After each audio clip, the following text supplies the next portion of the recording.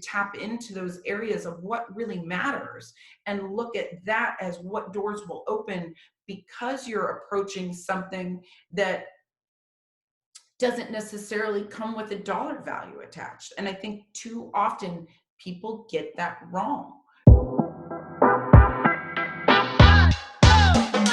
Hey everybody, welcome back to the Recovering Athlete Podcast. And I am super, super excited and truly blessed to have Dr. Jen Welter with me today. And in this unique day and age, in this unique times, I caught you in transition, believe it or not. And so I'm glad that in your transition from one home to another, one city to another, you made some time for us. So thanks for joining me.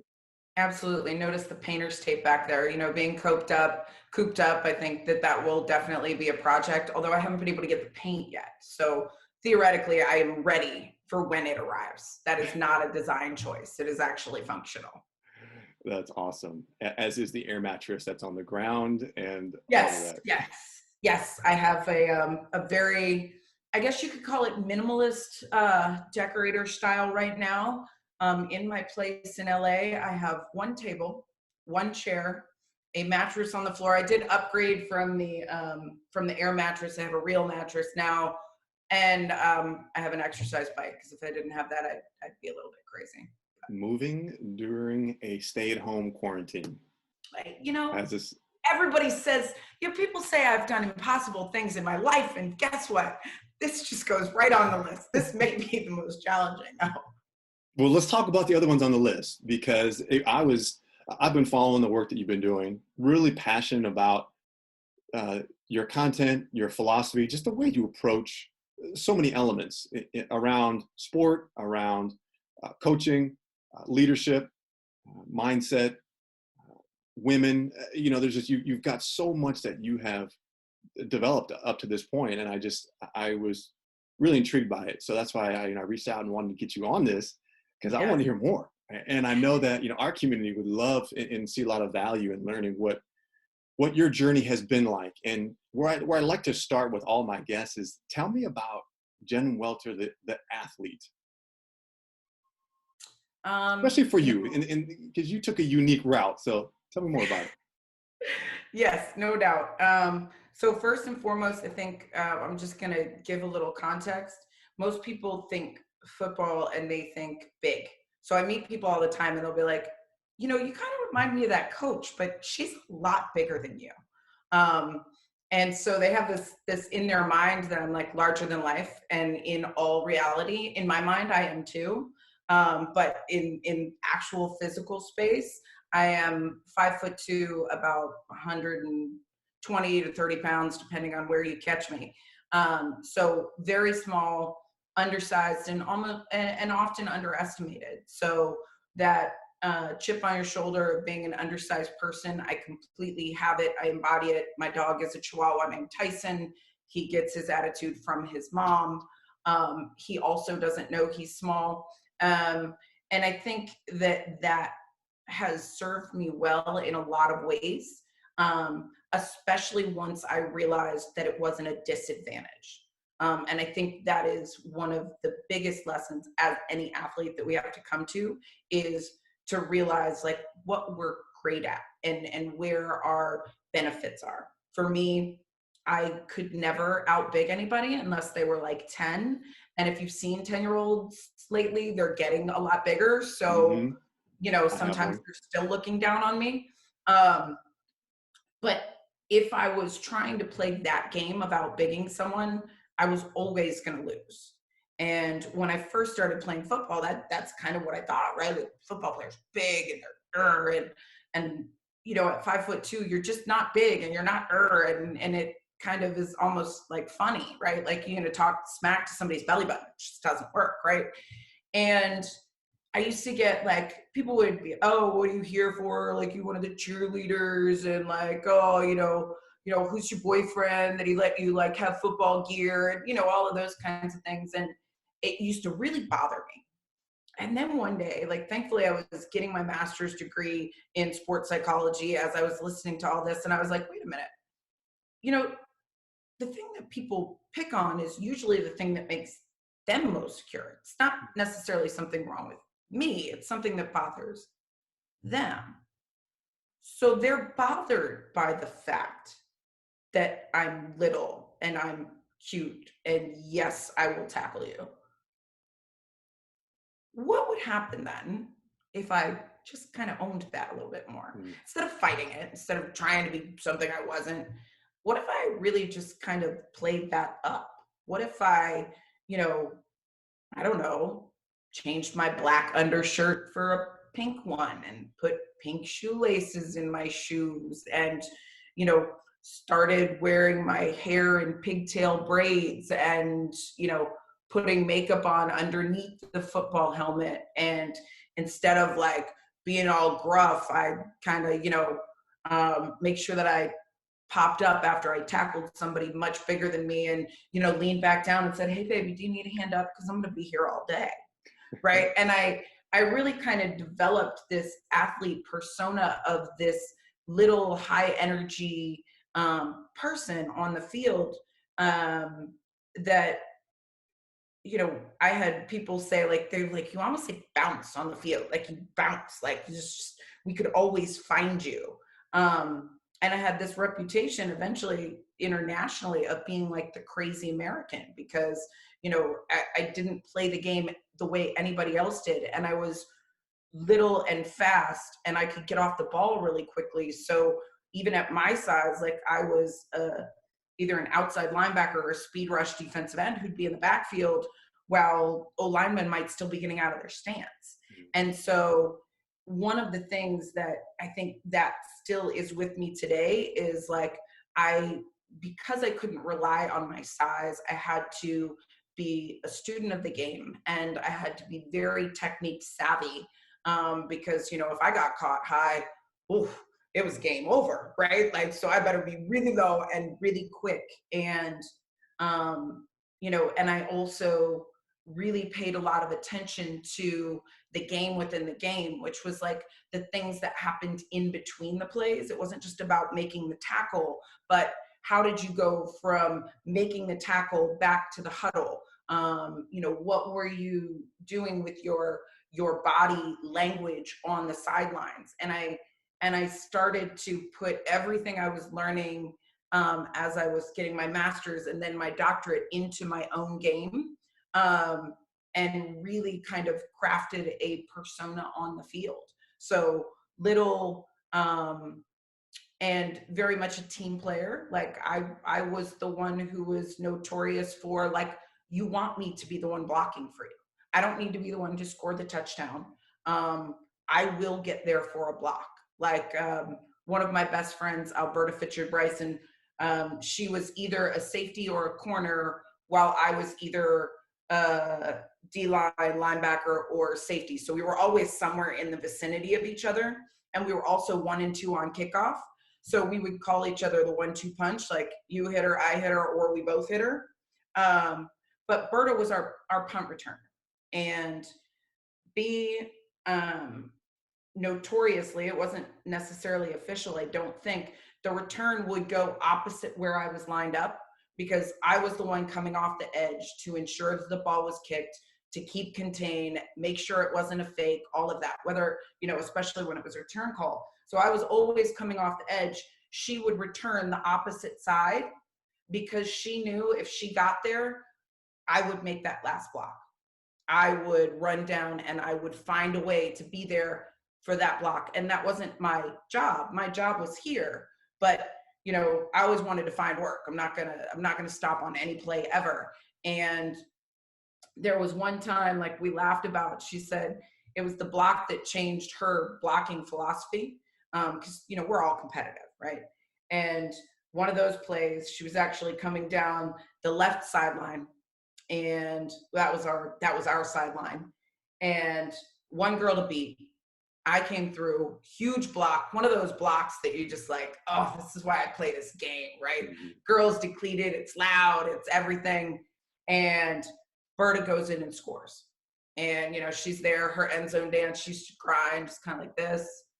And she said, I remember looking around and nobody even realized that I scored a touchdown because of that freaking block Welty threw.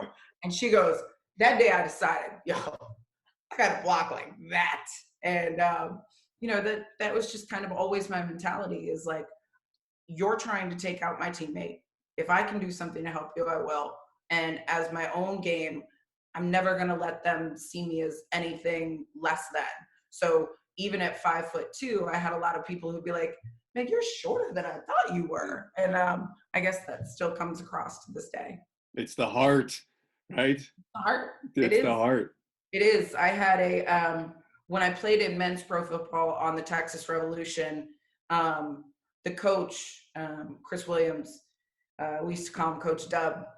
Dub looked at me one day and he said, well, if I could take the heart out of your chest and put it into every single one of these men, we'd be undefeated. And that was, I think, probably the best compliment I've gotten to this day. Love it. When did you start playing football? When or why? Yeah, like when? At what age? What level? 22 years old. 22. Women didn't have the opportunity to play football. I think that's why it's such a passion for me in not just being able to play it, but for, the growth of the game overall and the opportunity to be equal for all.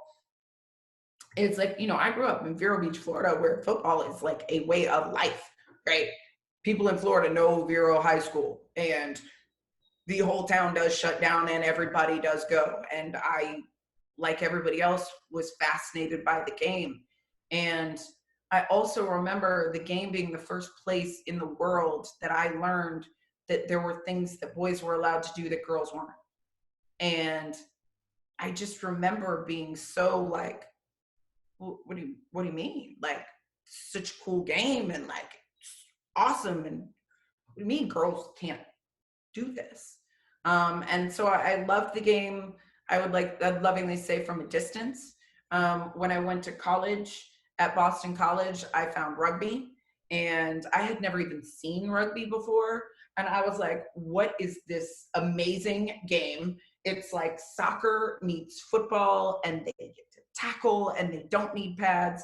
And fell in love, played all 4 years, got recruited for the under 23 national team, at which point they promptly told me I was too small. And I was a prop in rugby, so I was precisely half the size of everybody I was going up against. And then after that, I was playing flag football on weekends, and I got an opportunity to try out for the Mass Mutiny, which was a team at that time, it was the National Women's Football League. And they called to see if any of the girls playing flag they thought could play tackle. Full disclosure, having come from rugby, I don't think I ever stopped playing tackle, which is probably why they were happy to get rid of me.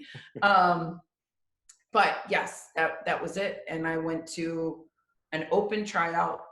And the day I made that team, I promised myself something I still hold myself to this day.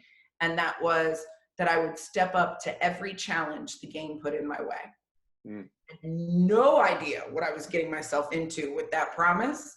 I had no idea how big those challenges would get, but when the path is still evolving, it's not like you can have an end game, right? Like everything is new because you're the one who's pushing, and moving that needle. Mm-hmm. Knowing just the little bit I've learned about you just in our initial conversation and just what I'm just observed online, I can see a story building here, and it's interesting. Where did you learn that mentality to stop, look around, and go, hold on a second, how come I can't be included in this? Was that something you just developed on your own? Where'd that come from? I don't know. I don't really know that it. I guess I was just a weird little kid in that way.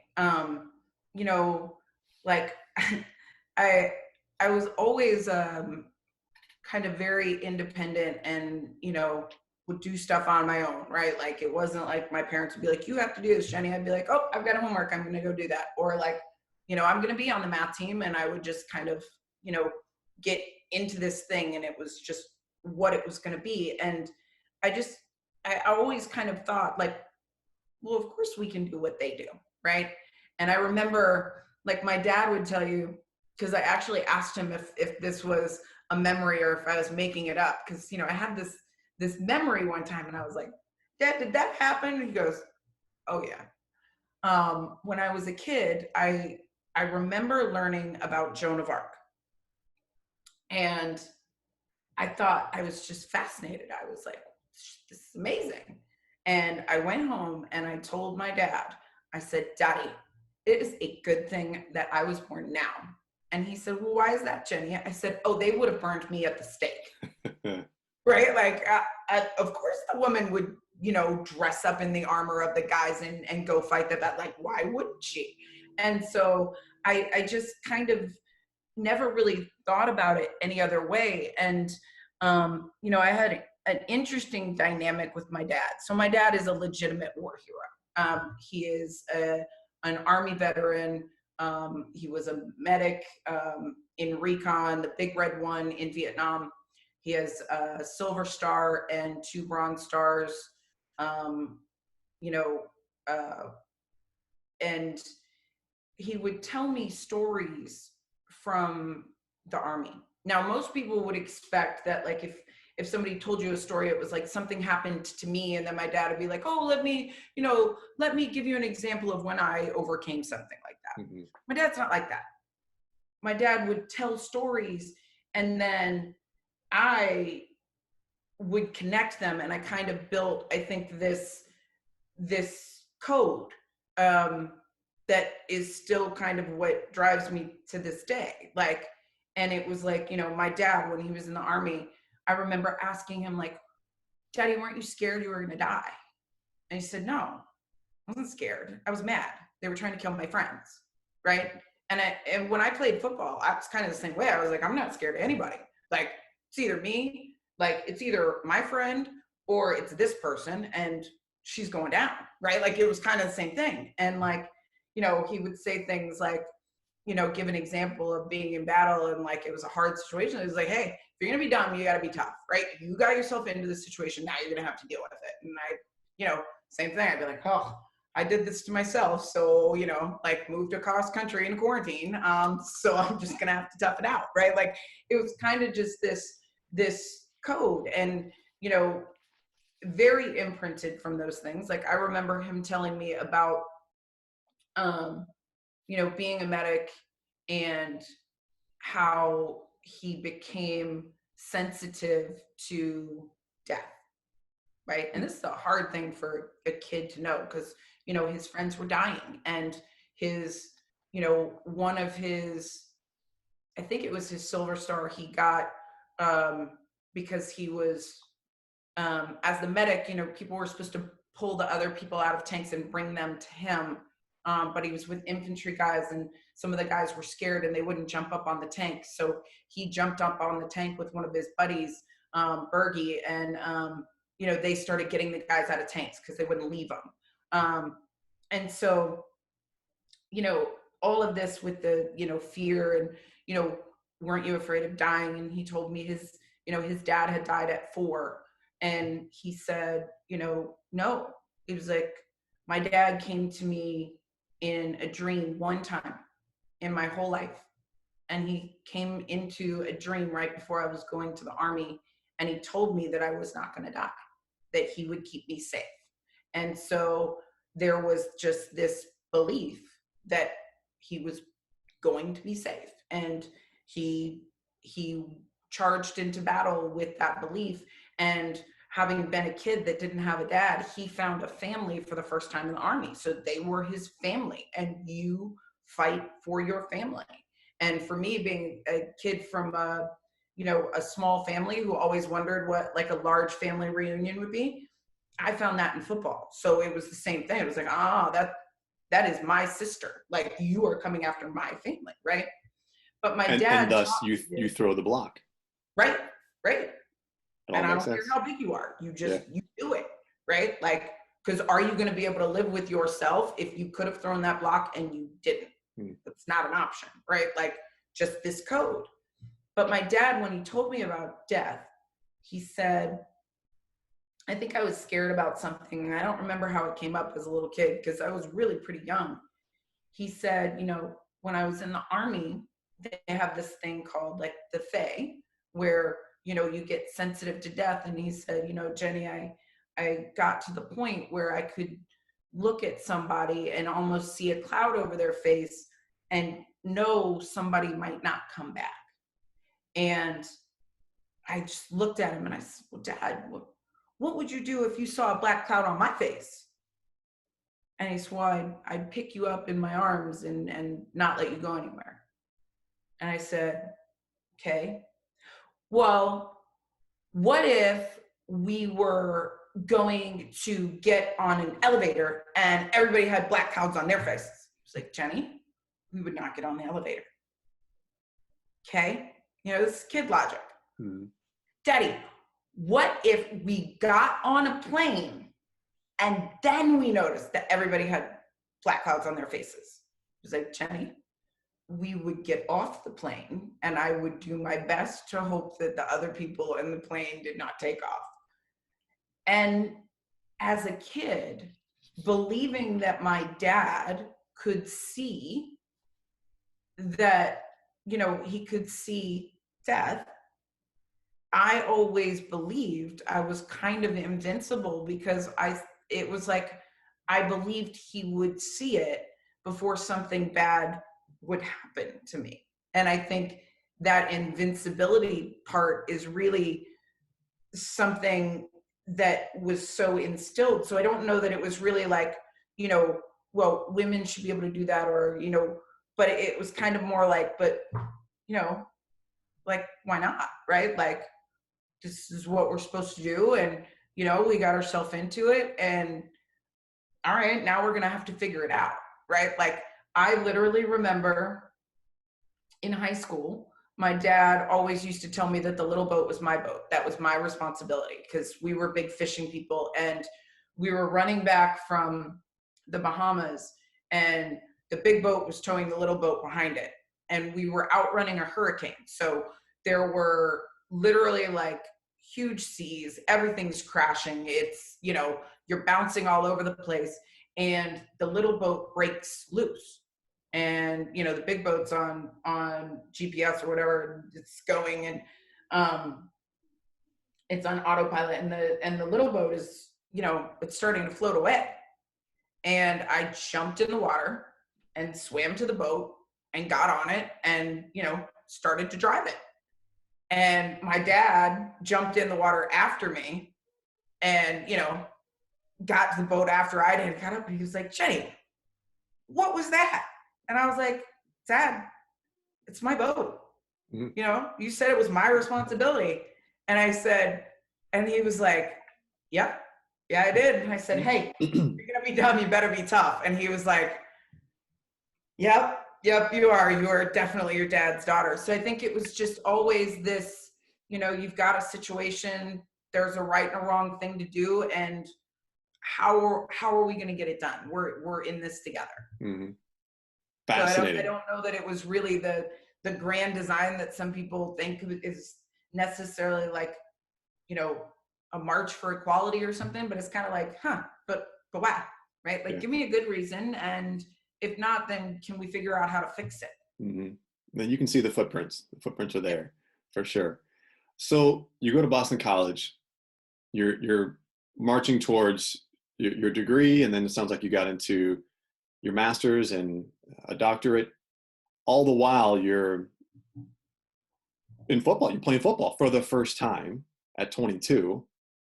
And it's just interesting because one thing that I talk a lot about is the athlete alibi. And as athletes, like, we're taught early on to create these alibis, hey, I would have gotten a scholarship if my coach had played me more. I would have been a starter if I didn't hurt my knee. We create these alibis, and then we bring them into life after sport. I would have gotten the promotion if my manager didn't, we create these things. And yet you have every reason to create some pretty big alibis. Your height, obviously your stature, being a woman, uh, and yet you continue to just blow past these stereotypes, these hurdles, these challenges, and I'm fascinated by that. And so, tell me, because you for all intents and purposes, really could have just said, "Hey, I'm a woman," and my size and my structure, my stature, and yet you find yourself on a men's professional football team of all things, because you started with the women with the first team that recruited you from the flag, and then you found yourself on a men's football team. How did that happen? So, interestingly enough, anybody who knew me, right? I was in football, I was committed to it. If at that time in Dallas, Texas, if you knew a woman who played football, if you knew just one, it was me, because I was, I was marketing it, there was a picture of playing football on my business card, right? Like, I was determined that people would, like, I used to say we were the best kept secret in sports, and we didn't want to be a secret anymore. So I was, doing all of what I believed being a pro athlete was, even though, we were getting paid $1 a game, right? Like, I had an idea of what a pro athlete was. Pro athlete was, in schools talking to kids. So I was in schools talking to kids, coaching at football camps. I was coaching with my friends who, were like, I called them like my big brothers, right? And they would like kind of be like, okay, well, we got Jen, like Scooter Recruiter was like, used to come to all my games, and Scoot like used to be like, Jen, you need to be here. And, bunch of those guys like Rayfield Wright used to support me all the time. Ed Too Tall Jones, Drew Pearson, like these guys were like my big brothers. So they'd be like, you need to go to this charity event, you need to meet this person. So I was highly networked and kind of in a space that nobody really even thought that a girl playing football would like fit in this, but they really did treat me like I was on their level. And so I get this call from a team called the Texas Revolution, and they want to meet with me. So I take the meeting, and it was, like, this is where having a degree in psychology is really good, because, you do read people, and I'm looking and I'm like, this is interesting, right? Like, the owner of the team, Tommy, looks like he's trying to sell me a used car. He has a bright, like a plum purple suit on, right? And he's like, Italian, Jen Welter, rods, Meanwhile, Coach Dub, it's like he is sitting right next to me, right? So I'm like right here, and he's kind of like trying to draw in a non-existent playbook. Like, if I don't make eye contact, she doesn't exist. So the owner wants something, and the coach is completely against it. So Tommy's, Jen Welter, we think you are amazing. We are such big fans of yours, and we think it would be just amazing if you would come in and go through a day of training camp with our guys.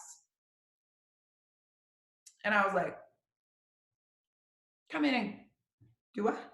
You want me to go through a day of training camp with your guys? Like, come in and maybe run some ladder drills and like catch some passes and smile for the cameras. And he was like, yeah. And I was like, absolutely not. As an athlete who just won my second gold medal, that's an insult to me. And in football, gold medal. Gold medal in football. Mm-hmm. Right? Yes. And if I was any one of your guys on your team, I would absolutely hate it. So if you want to do anything with me and your football team, I either do everything that they do, step for step, hip for hip, for all of training camp, or I do nothing at all. And a couple of things happened in that moment.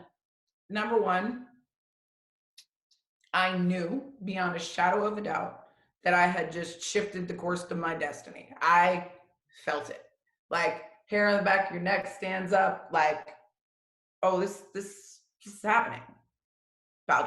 I'm going to play pro football against men. And I might have just gotten myself killed. You remember that if you're going to be dumb, you got to be tough thing? Oh, full circle right there. Like, you really might die, right? Like, and Tommy looked like I slapped him in the face with a frying pan. He was like, And Coach Dub went from this, and he just kind of looked up and he got this half smile and he nodded his head. Tommy recovered quickly and he was like, coach, coach, do you think she'd be too much of a distraction to, go through all of training camp with the guys?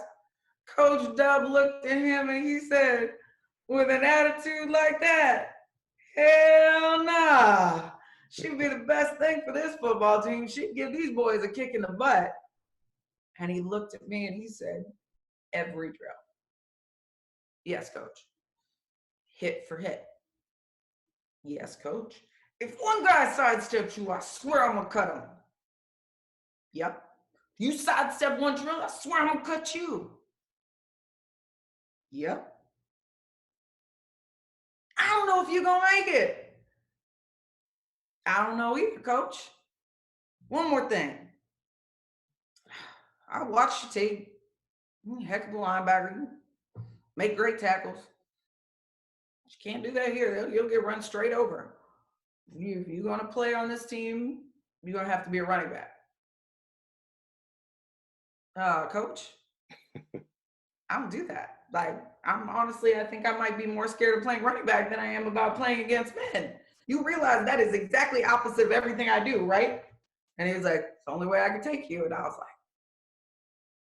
damn it, right? Like, but it was one of those things like, now it's happening, right? And I remember I was like, this is real, right? Like, and this was a couple of months before it was announced or anything, so I don't really say anything to anybody.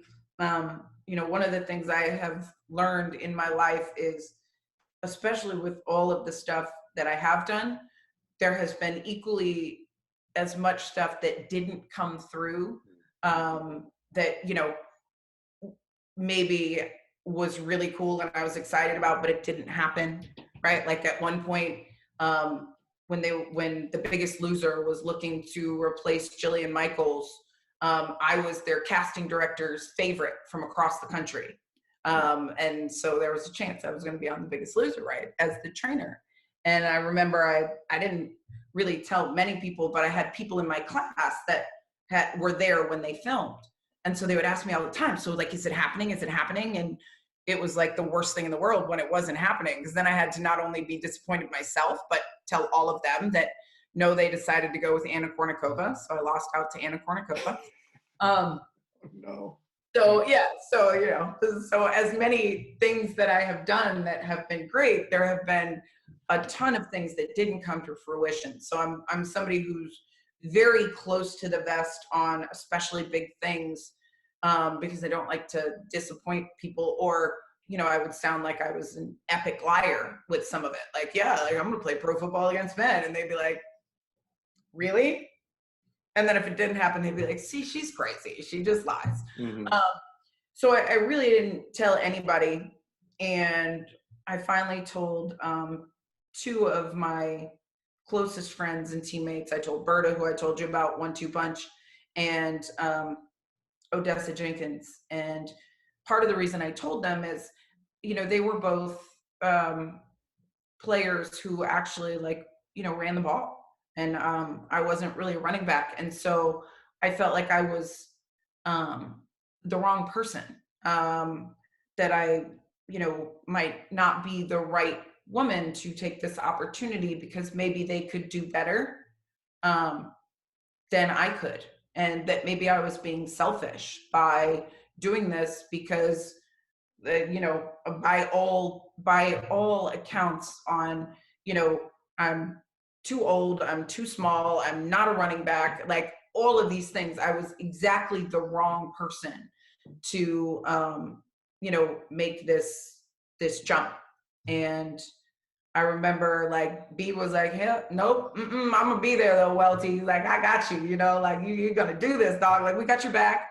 And Odessa said something I'll never forget. She looked at me and she's like, Welty, can't hand off your destiny. Right? Like that's you. It's you for a reason, and you got to do it. And I was like, okay. Because my fear was, that I would let them down. Um, and so I tell people all the time, I'm like, that's when, that to me is what drives me, is all of the women who I was, in the trenches with. Like, if it was just me on my own, would I have been willing to get literally tackled by those guys every day? And yeah, I was on practice squad for most of the things. So I'll get knocked. Sometimes people are like, oh yeah, but like, you didn't really play that much. You didn't get in games that often. I'm like, do you realize that the backup running back gets hit more often than the starter? Like, you're the one who gets in there and like runs the plays that we don't know well because we're running the scout team. And like, I'm still getting tackled every day, right? But they'd be like, oh, well, you didn't get that much playing time. You were on the scout team. I'm like, do you say that to guys in the NFL? Because to make it to that, it's a huge thing. Whether or not you're the starter or not doesn't mean that you're not an impact on the team. But like, if it was just about me and it had no implications for all of the people that I had, played with and, you know, played for the US national team with and, had to pay to play and all of those sacrifices that we made. If it was just about me, would I have done it? No way. Why would I get tackled by those guys every day? And literally risk never getting back up, especially when we're playing against another team, right? Where their whole mandate is the girl doesn't score. Like, she's going to get hit by everybody on every play. Doesn't matter. And if it was just me, I wouldn't have done it. I wouldn't have there wouldn't be the driving force.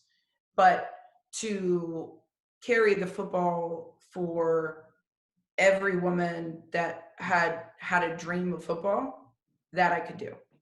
Risk never getting back up and literally dying on the football field for them.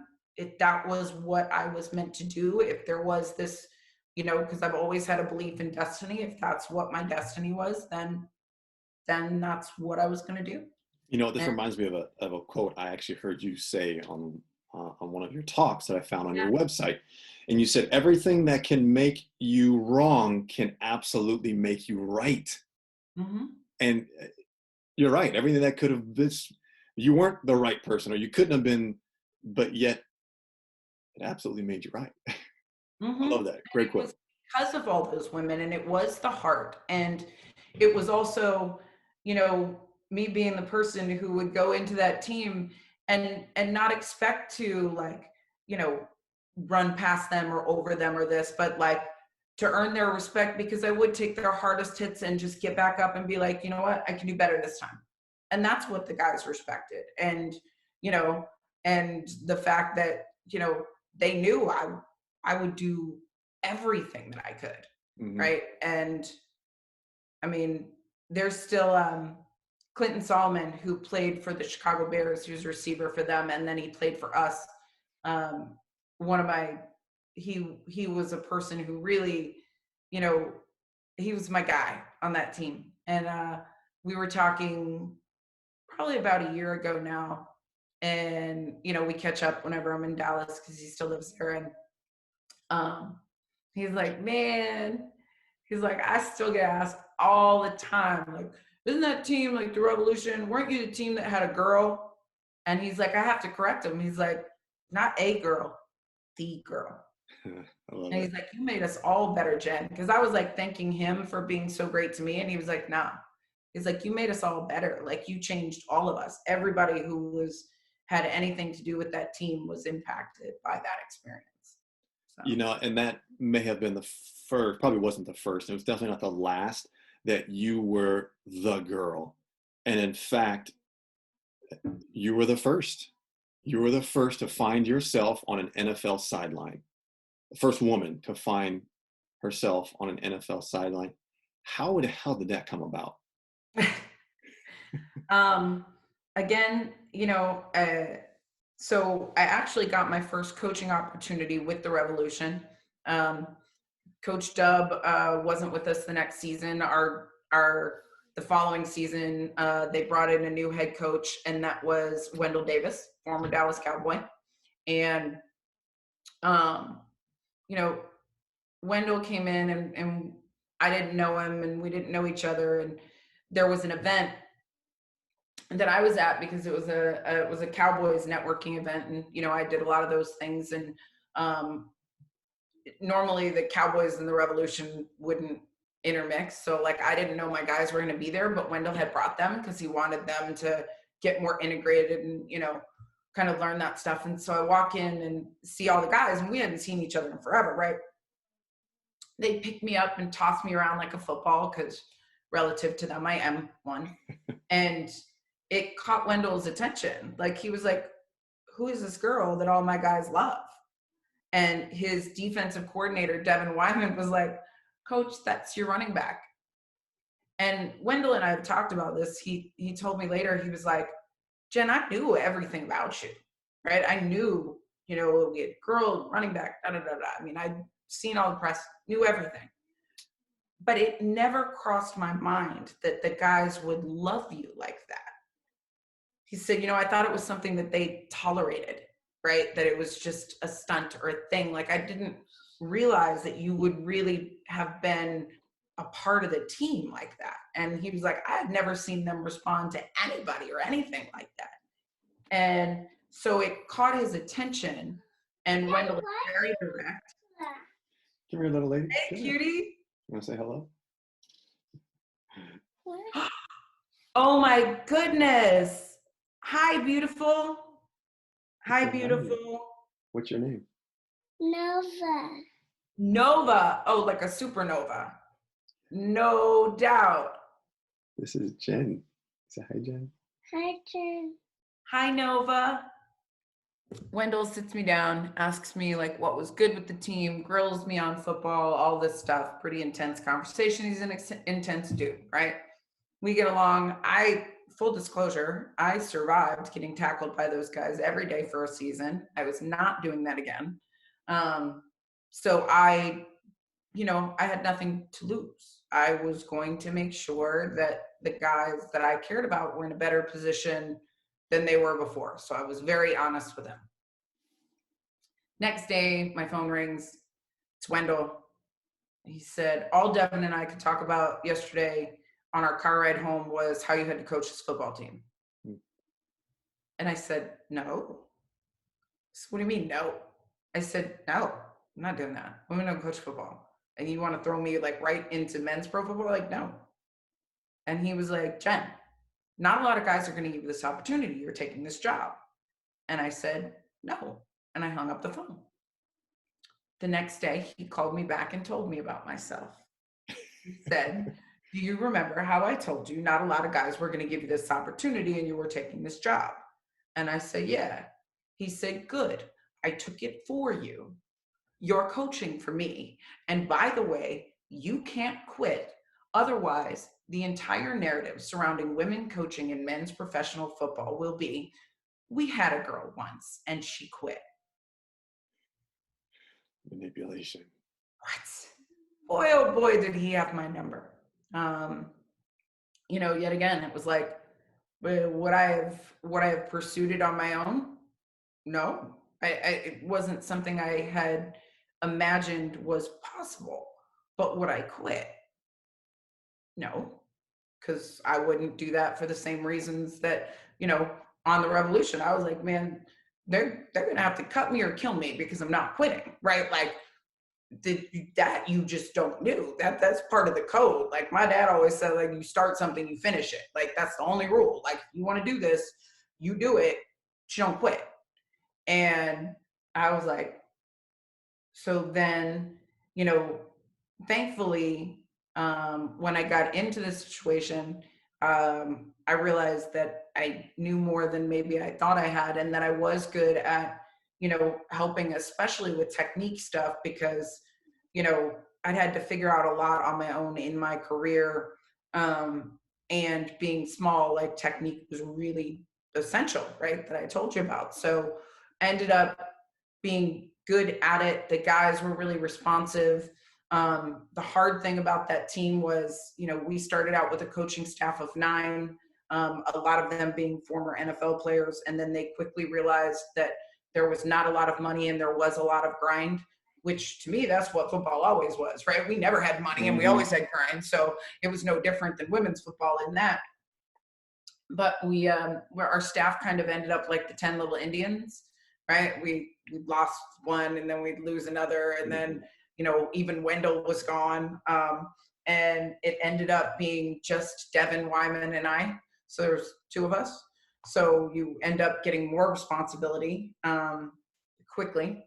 And him and I were like, just the 2 of us. This was what we had. And we got help from other people like Terry Glenn. He ended up coming in and helping our receivers, but it was really Devin and I, so we were really close. And the good thing about change is like, I think it's contagious, and it opens minds, and it doesn't have to be you for that to be, but it's an extension, right? And so when Sarah Thomas was hired as the first full-time female ref in NFL history, a reporter asked Bruce Arians if he could ever see a female coaching in the NFL. And BA's response was very typical BA. The second a woman proves she can make these guys better, she'll be hired. So I ended up talking to Devin about it. That was my head coach. And Dev was like, well, we should call Bruce then. Devin's a former NFL guy too. And he's like, can you get me his number? Can I get you his number? Like, dude, didn't you play in the NFL? Like, don't you guys have like a network? Can't you get his number? And he was like, I'll talk to him. He was like, get me his number. Okay. So I went on the Cardinals website and started looking around for a number, called the main number. On that day, I didn't necessarily say that I was an assistant coach. I was an assistant calling the Cardinals on behalf of myself as if I wasn't myself. I worked my way to Bruce's assistant and told him that my head coach wanted to talk to his head coach, which was true, about this female coach that was on his staff and what Bruce Arians had said about, the second a woman could make these guys better, she'd be hired. And that though it wasn't the NFL, there was already a woman coaching in men's pro football. And Wes said, I think BA would really want to take this call. It's a little bit tough timing right now because it was right before the draft. And what people don't understand is the movie Draft Day, when they have all of that life stuff in there, that doesn't happen, right? Like before a draft, there is nothing but like tape and football, and the outside world doesn't exist. So I gave Wes Devin's number, completely thought that I was getting blown off. Like, yeah, we'll take your number, haha, whatever. But I was really proud of myself that I called the Cardinals. I was like, that was so cool. I can't believe I called an NFL team. And about 2 weeks later, when I walked into practice, and it was early in the morning because, in arena, we were practicing before work so that our guys could go to their other jobs. And I walked into practice and Devin was like larger than life. And for a man that large to be larger than life is a little scary, right? Like he's 6'7", and a D-line 6'7", not a basketball 6'7". So him being that excited was a little scary. And he said, you'll never guess who I talked to yesterday. And it was Bruce Arians. He said, tell me about this girl. So BA eventually invited me into training camp. We met and then really hit it off. And then obviously he ended up bringing me into the Cardinals. Wow. And what I love about that story is you did the work. You made the cold call. This wasn't, and I've done it in the past. I'm guilty of it. And I know so many others is I'm waiting for the call. I'm waiting for the light. I'm waiting for someone to recognize me. And you know what? You grabbed it by the horns and you went after it. And so Yep. in the first NFL woman coach. Probably if I really thought it was a possibility, I don't know that I would have called, right? Like, there's no way, right? Like, but you know, he kind of challenged me, like, can you get his number? I'm like, I guess. Why? I guess. And you know, so, and that's what it is. And from, you know, that point forward, I've always said, like, the opportunity and responsibility of being the first is to ensure that you're not the last. Because being the first, that means that you're going to aggravate some people, and there are going to be people who resent you for it. And it's not going to be popular in all circles. Change is not popular. People who like the status quo do not want you around. And you can either, you know, quietly be hated, or you can actually, you know, put yourself in a position to move the needle for other people. And that's kind of what I realized, and continue to realize, is that, like, that's why it was me. One of my teammates from Team USA, Olivia Griswold, you know, at that time we were on different teams. She was on Pittsburgh, I was Dallas, and you know, those lines don't really cross except in national team situations. You know, usually it's very team, you know, we kind of hate people on the other team stuff, you know, it's like anybody else, right? And I remember seeing OG, and she said, you know, well, and this was actually when I played on the men's team. She's like, you know, well, I'm so glad it was you. And I just looked at her, I'm like, what do you mean, OG? And she goes, well, because you represent us so well. And that to me was kind of the most important thing, because, you know, people might see me, but if I'm not using the platform and the microphone to speak for others, then it should be somebody else. And you know, again, like on that code thing, I don't have a lot of, and I guess I shouldn't say respect, but I think I have the most respect for people who get into a position, and that position isn't just about them, it's about everyone. It wasn't necessarily that I was the best or am the best, or it was that I happen to be, honestly, I look at it as the person who was crazy enough to be willing to play football against men, because otherwise the other stuff wouldn't have happened, right? Like, I earned the respect of the guys on the field, which is what led to getting an opportunity to coach. And coaching in men's pro football was what led to the opportunity to, you know, the Cardinals. Wasn't that there weren't other women who could Qualified have and all that. It was just really a sequence of events that I stepped up to the challenge.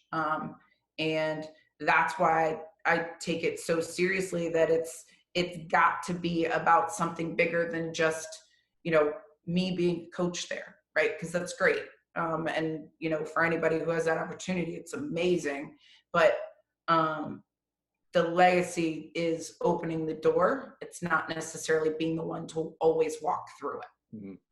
Which you have, because now we have 2 other women, correct? Yeah, no, there's even more. More now? Yeah, there's Katie Sowers is in San Francisco. Callie Brunson is in Cleveland. Jennifer King she's in Washington, and Lo Locust is in Tampa. I think that's all of them now. Okay. But and other women have you know, had opportunities in the interim. Catherine Smith was there, and you know, and Colette Smith was with the Jets, and Odessa Jenkins actually ended up being with the Falcons briefly, you know, so there have been and will continue to be more women, and that makes me really happy. Sorry, my battery is going dead. It came unplugged.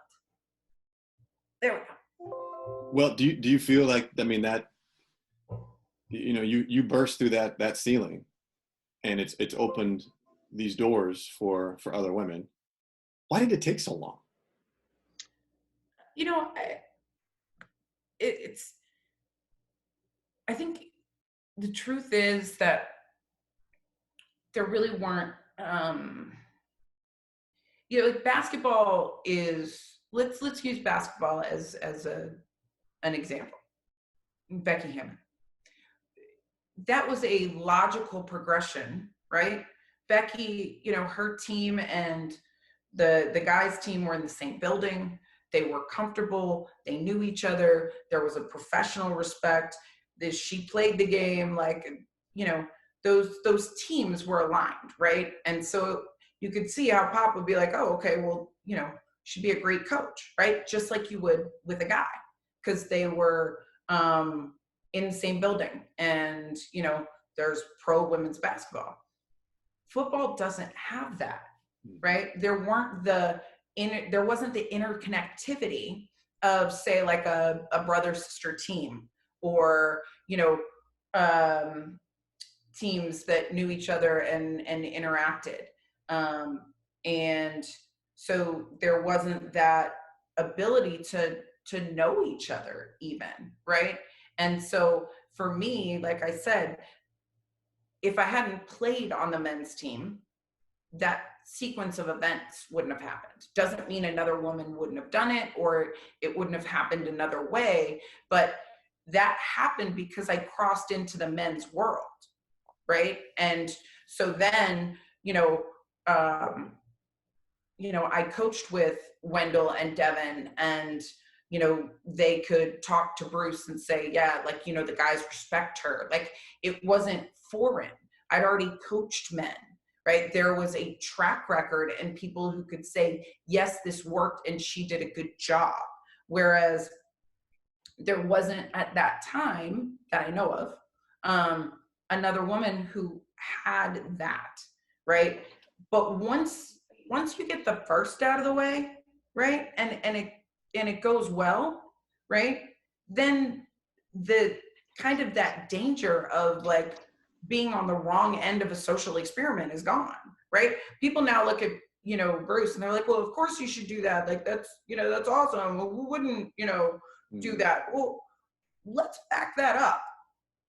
I am thankful that I didn't mess it up enough to close the door forever, because the opposite side of being the first is we had a girl once, ... And it closes the door tighter than it was before because it was bad, right? Because something went wrong, and if something had gone wrong in Arizona, then the narrative would have been, say for Bruce Arians, right? Here's a guy who had this impeccable coaching career, 2-time NFL Coach of the Year, offensive coordinator, Steelers, Super Bowl, all of this time. Yeah, but do you remember the time he lost his mind and hired that girl? Right. Because that is a very true reality of being the person who opened the door for the first, right? Like that doesn't happen. You could be the best in the world, but someone in that position of power, right? Like the Cardinals had to be, the organization had to be for it. The head coach had to be for it. And Bruce, frankly, one of the things I think was brilliant that he did that we talked about later was he actually asked the leaders of their locker room for their opinion, right? He went to the players and said, I want to get your opinion on this. This is what I want to do, and I need your buy-in for it to be successful. Because if he did it in the wrong situation, it's going to fail no matter what. Or with the wrong person, it's going to fail no matter what. And the fact that I had played with men, the fact that I had already coached men, and the fact that I had a PhD in psychology were all things that, he said, you know what, you're the right person to do this, because he knew there were going to be a lot of complications beyond just X's and O's.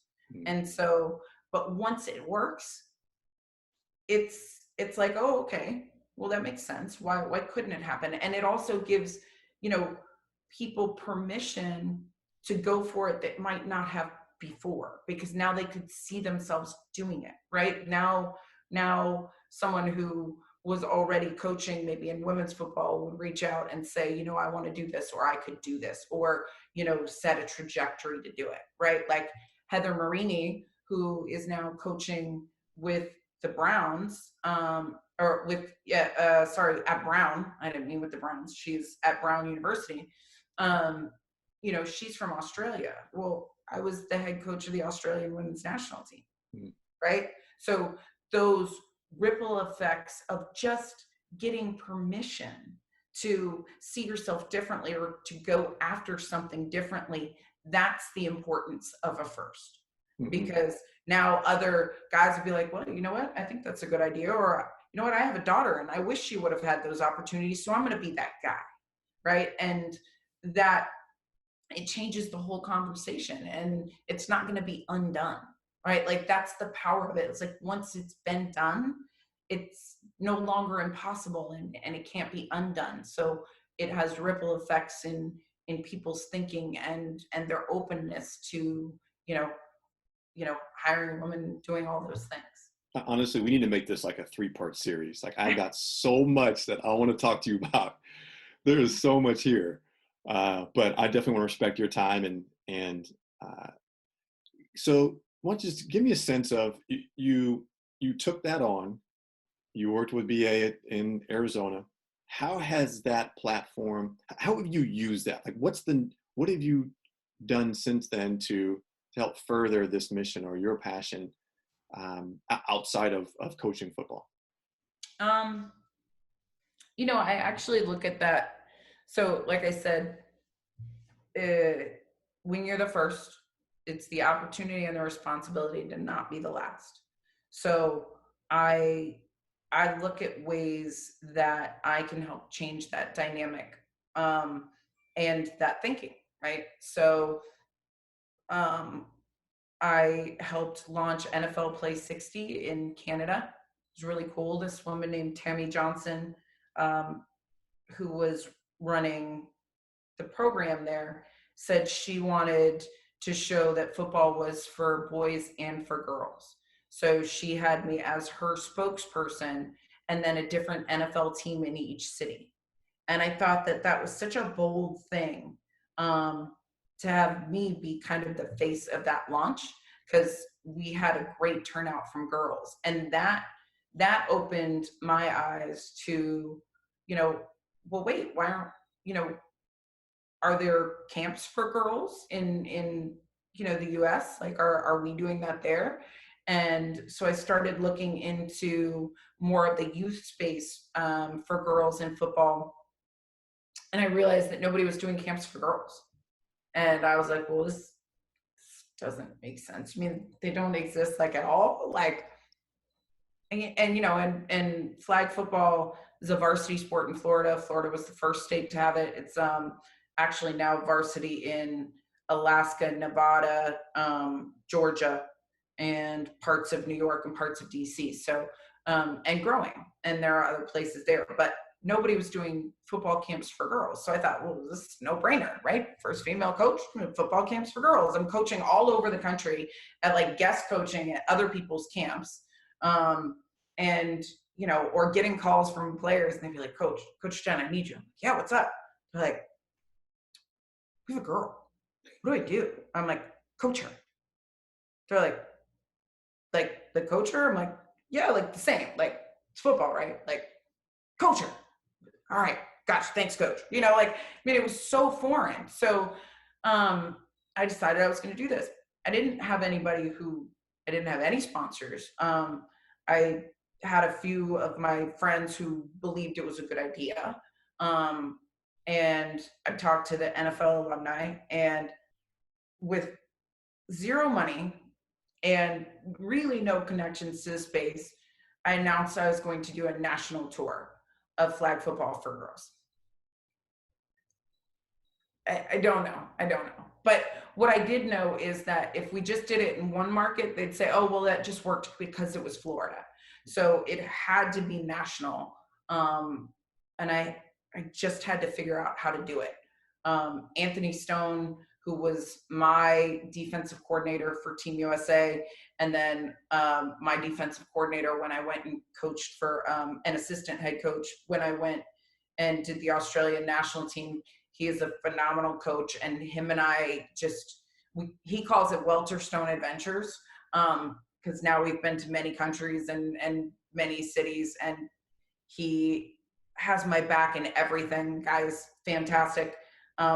We just put these camps together and we set them up so that not only that girls would get opportunities, right? And we worked with the NFL Alumni National. And my goal was in that too, the girls would get to learn from the best women and men in the game. So we would have female coaches, so the girls got to see the women that they could be like, not just me, and some of the NFL players, so that, you know, it would have the cool factor and all that stuff. And the other part was that these women would get opportunities to be coaches, because that was something that was, you know, not happening. Nobody was having even the women in football coach at like kids clinics and stuff. So why not take some of these, you know, and there were exceptions, but like on a big scale. So commit to, you know, having female and male football players coaching together, which is like, goes back to the interconnectivity that I was talking to you about, right? Like those worlds weren't crossing enough. So it's kind of like, you know, how would you have a coach that, you know, you were going to get married to, but you never dated, right? Like you couldn't call any of your buddies and see that they had no track record. They'd never interacted. There was no crossover. I mean, there were very separate worlds. So this was a place that was under my control, that I could put women on the field as coaches, help impact the girls, and bridge some of the male to female connections, right? And get some of these retired players or current players to know some of the female players, and just really be intentional about bridging some of those gaps through something I created. And so that's Gridiron Girls. We have done 35 camps now across the country. That's my baby. And as I say to people, we teach girls there's no game you cannot play and no field you do not belong in or on. So it's confidence through football. I don't care if you have never played football before. We will give you the basics so that you could go play a flag game at the end of that day, and we do, so that they know if they want to go play in, you know, a pickup game outside, nobody's going to make fun of them and say you throw like a girl. No, you don't throw like a girl. You either throw a football the right way or you don't, right? And the problem is a lot of girls have never had somebody teach them how to throw a ball, right? So we make sure that they get all of the basics in terms of, you know, how to snap, how to catch, how to throw, pulling flags, doing all that stuff. And so that they know if they like it, they can continue and do it somewhere else, which also, you know, having it be for girls gives them that space where they're not behind the eight ball, right? Because there are co-ed camps all the time, right? But a lot of the times the girls, because they haven't been socialized, if they are brave enough to go to the co-ed camp, they are behind because nobody has taught them those basics. And so we've had a lot of girls that have gone on, and then they'll go to the co-ed camps, or then they'll go and you know, start a team, or, you know, I've had girls go and play tackle. I've had girls go into coaching, and, you know, now we've seen that because it's been a little over 2 years, seeing what that progression looks like. But that is one of the big things that you know, I'm really passionate about. And then through that, I actually, you know, Adidas now is a sponsor of the camps. They sponsor at least 6 a year. I actually signed with Adidas,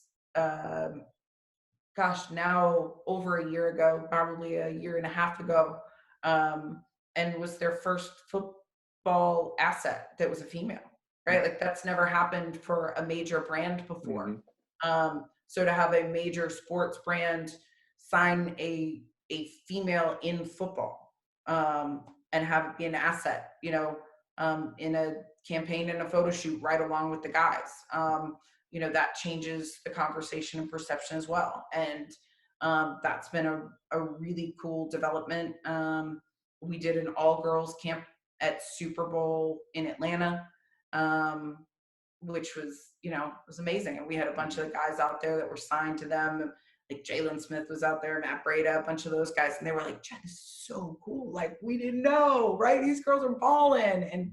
And then this year we did a really cool event where at Uncle Luke's Liberty City in Miami, they did a 7-on-7 where the boys were on one side and the girls were on the other, and they were playing on the same field. And they got the same swag, right? Like, and whereas the boys, a lot of them you could tell had situations like that. For the girls, they hadn't. And I had done a camp in Miami earlier that year, and a bunch of the same girls were there. And and they were like, Coach Jen, you came back, right? Like, I was like, I told y'all I will fight for you. You got to get on the field. Like, once you're on the field, you got to ball. But I told you that we're trying to change things. And so to be able to see that progression, and I'm talking to NFL Flag is making a big push towards girls. And I'm going to be speaking on a panel for them that they're doing a virtual conference now. It was supposed to be an in-person one, but now it's virtual. They had me come out at the Pro Bowl me and Tony Harris come out to the Pro Bowl for the girls championship, which was really neat. So just starting to see some of those integrations. Izell Reese is now heading NFL Flag, and he's really behind the girls movement. I'm talking to coaches in New Jersey who are trying to push for Flag to try and be a varsity sport, a group in Alabama. So trying to be an advocate for them and to help really, and to give the girls somebody to look at and say, I could do that too. And then I worked with Madden earlier this year, which was really cool. And so if you watch, the video game. Yeah, the video game. And so if you get Madden 20, I'm kind of like, where is Waldo? I play a reporter in the story mode, which is interesting because it's not me. But when I met all the guys, they cast me in that role because they were like, oh, you could be this reporter. And she's kind of like not a great reporter because she knows too much about football. I'm like, yeah, I got it. No problem. Right? Like, so I'm going to be the jerk reporter. Thanks. But that's me. And it was interesting because I had a lot of people, because it's not my name, but then I'd have mostly my players. They'd be like, I swear I heard your voice in Madden, Coach. Are you in, like, that's you, isn't it? And I'm like, yeah, that's me. But then also in the Superstar KO mode, I am in the game as myself, and I'm the head coach of Team Shutdown, which has the best defense. And they have, obviously, my motto is if they can't score, they can't win. But that to me was really huge because it's the first time in the 20-year history of Madden that you had a female who was a real person who was, you could choose to have her as your coach. You could choose to have that team because for any girl who wants to play Madden, she could see that she belongs in the game. Right? Love it. Something that I talk on a lot. And I think I get to throw my doctor hat on. So she gets to see herself in the game and that she could have a place in football. And boys, could see that a coach is not just a dude. Boys could say, a coach is, a man or a woman. And I have people who are religious about Team Shutdown because it's a fast play mode. And in a fast mode like that, it's kind of almost like an overtime. If you get a turnover, you're going to win. And my defense is the best. So if you are about defense, you will like Team Shutdown. And they're not choosing it because, like, I want to play with a girl. They're choosing it because it has the best defense. And you know what? That's Coach Jen. And funny enough, I've had friends of mine who, were doing something like, oh, and guys in the football world, they're like, oh, I'm going to do this with Jen Welter. Do you know who that is? And they're like, yeah, of course, she's in Madden. So they may not know that I coached in the NFL, but they do know that I'm in Madden. So that was really cool because for me, football in general still suffers from sins of omission. That is the biggest problem. It's not like you don't have to tell these girls that football is for boys. They see that message reinforced over and over and over and over every time the game is on, right? You can watch Friday Night Tykes, so you can see, pee-wee football on TV, and you can see high school and college and NFL. And if you turn on that TV 99.99% of the time, you're not going to see females there, not in the operations capacity. Yeah. And so we have to look at all of those points of intersection in society to change it, because to me, one of the things that has always driven me is they've always called football the final frontier for women in sports. So for me, I have always believed, and still do, like, if we can win at football, if we can do this the right way, then we can do anything, right? We can fundamentally change these things. So that's a lot of the stuff that I look at today. And I'm getting into a lot of content conversations because of that. Part of the reason why I moved out to LA is I was approached by a production company called Blonde Mamba. They have a TV project in the works called Fangirl, and they asked if I would come on as an executive producer and give them my insight. And I was like, absolutely, because these are places where we can have conversations. And I really learned this through working with EA and Madden, is like, if the real world isn't quite where we want it to be yet in terms of representation, then we can change the stories first, and those stories can do drive that permission to dream, and open up some of those conversations in a meaningful way that will then push the on the field activities as well.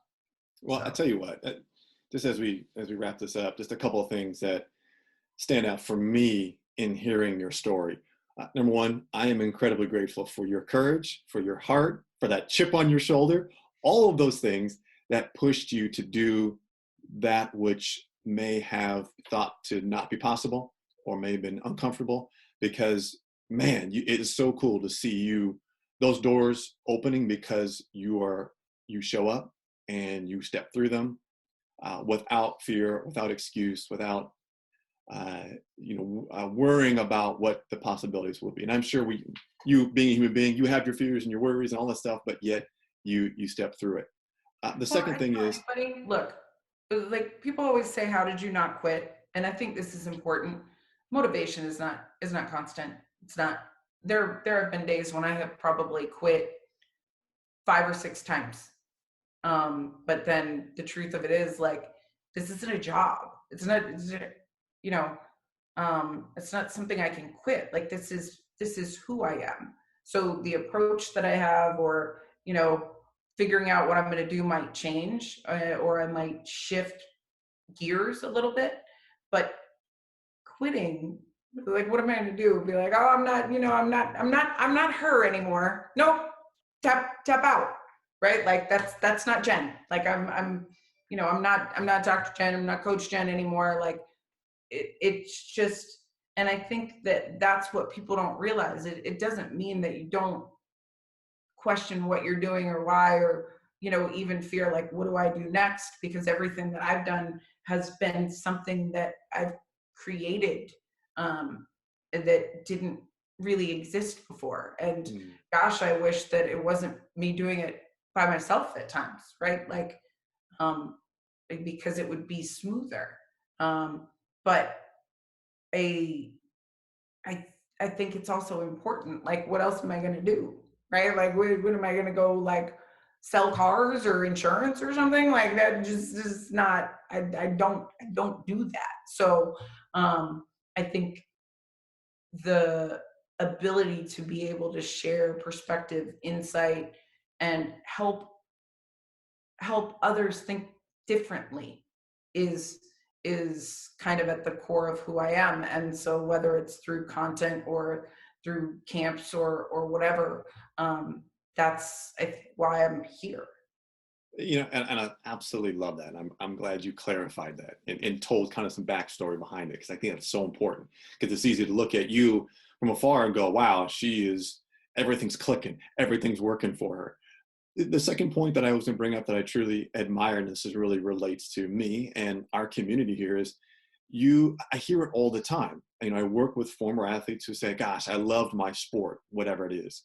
And gosh, I wish I could have stayed in it, or I could still figure out a way to make money and make it a living. And they settle for less. They settle for mediocrity, settle for something that isn't in alignment with who they are. And you just said it so beautifully. You can't quit on who you are. Like, that's who you are. And for a lot of former athletes, they've developed who they are, and yet they feel like they have to be disenfranchised. They got to go somewhere else. And you, as someone who, in all intents and purposes, shouldn't have gone the route that you did, and here you are. You have made a lifestyle and a life and a career working in the game of football. And so for other athletes out there who are saying, gosh, I wish I could have, I could work in my sport of mountain biking or rock climbing or baseball or whatever, it can absolutely be done. And you are proof of it. And I love it. I think that is, I tell people all the time, you can have a dream hustle and a side hustle, right?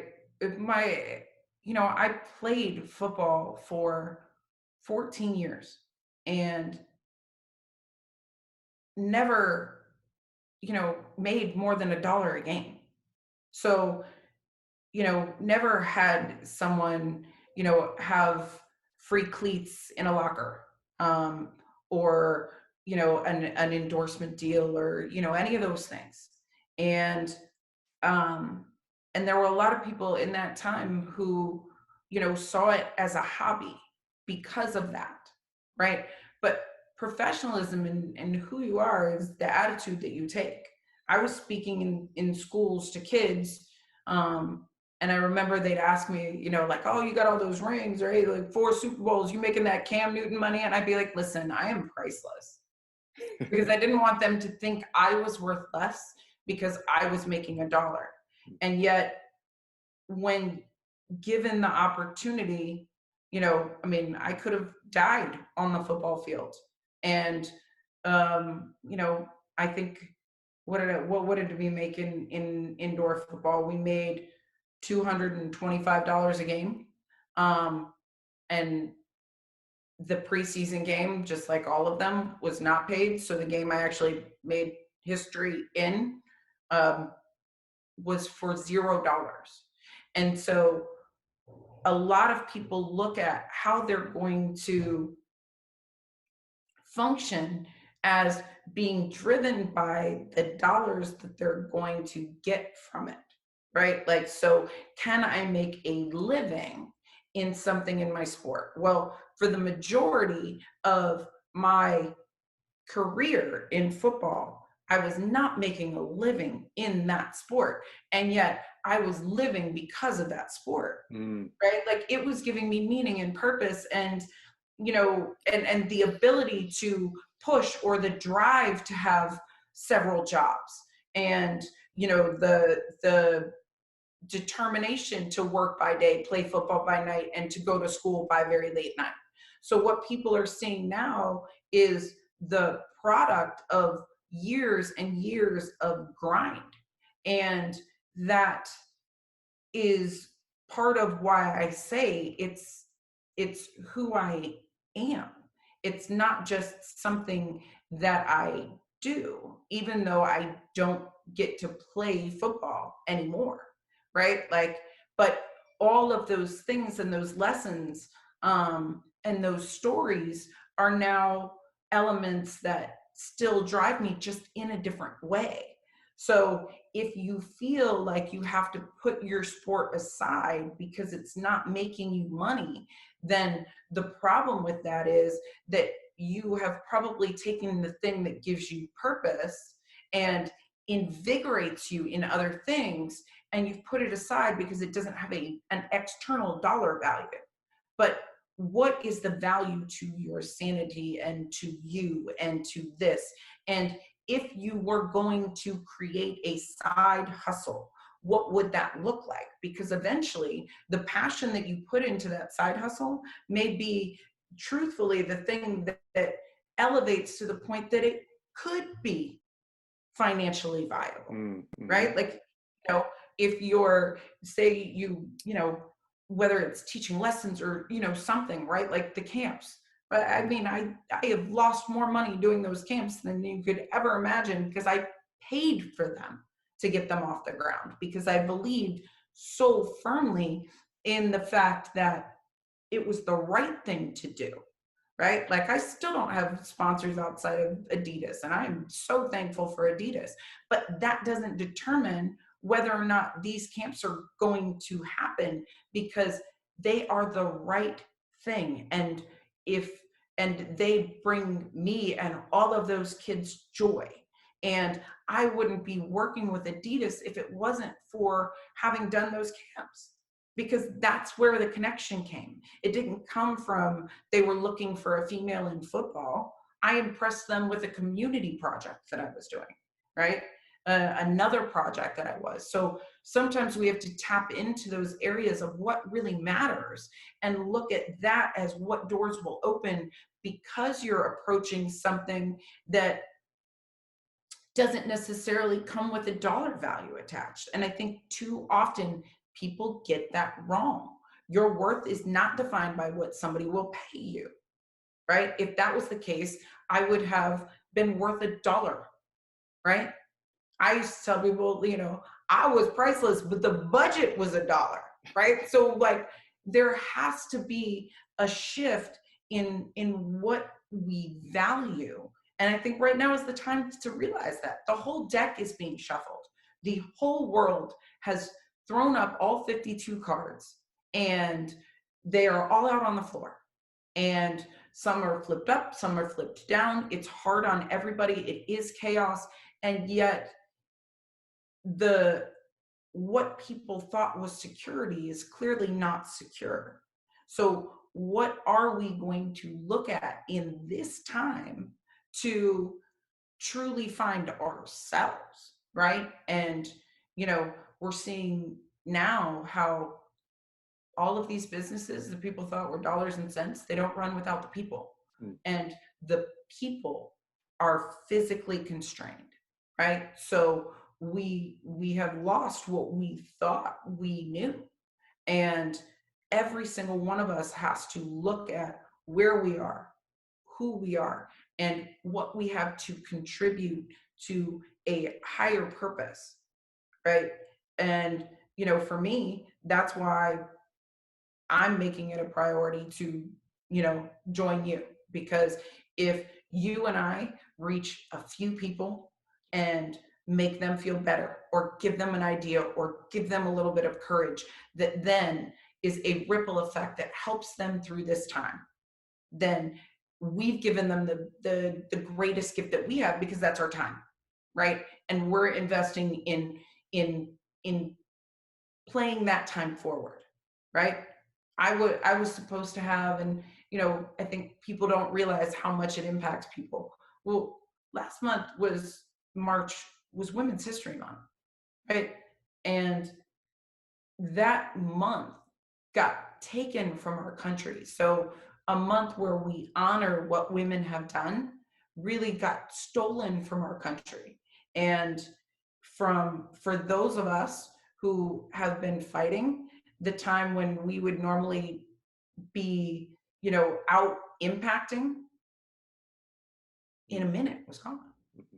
And so, this month, next month, I mean, I was supposed to have, be speaking and coaching and doing all of these things. And in a minute, it was gone. Mm-hmm. The choice then becomes, with this time, what can we all do to better ourselves and to uplift and help others? And if we're not looking at this newfound time that we usually say we don't have, right? That's what's usually limited. Oh, I don't have time, which I'm the first one who gets that problem, right? I don't have time. Well, now you have time. So what are you going to do with that time? What are you going to focus in on? What are you going to develop? What are you going to give? And, I think it's tough on everybody. But for me, if I can give time and insight to you and to all of the people that you are in contact with, then that's a gift. And that makes this time well spent. So. Well, you have totally blessed us with your time and your insight and your story, and truly fortunate to have you on. I'm so grateful you took the time. And as a former football player, as a father of a daughter, I am truly grateful for the work that you're doing. It is truly your calling, your vocation, and I'm glad you stepped through it. So you can, for those of you listening, by all means, you can reach out to Dr. Jen, jenwelter.com. It's her website, all information on her and her speaking. And you've written a book as well, and follow her online and get a lot of insight and inside the head of the first NFL women's coach. So anyway, well, Jen, thank you so much. I really appreciate you coming on. My pleasure.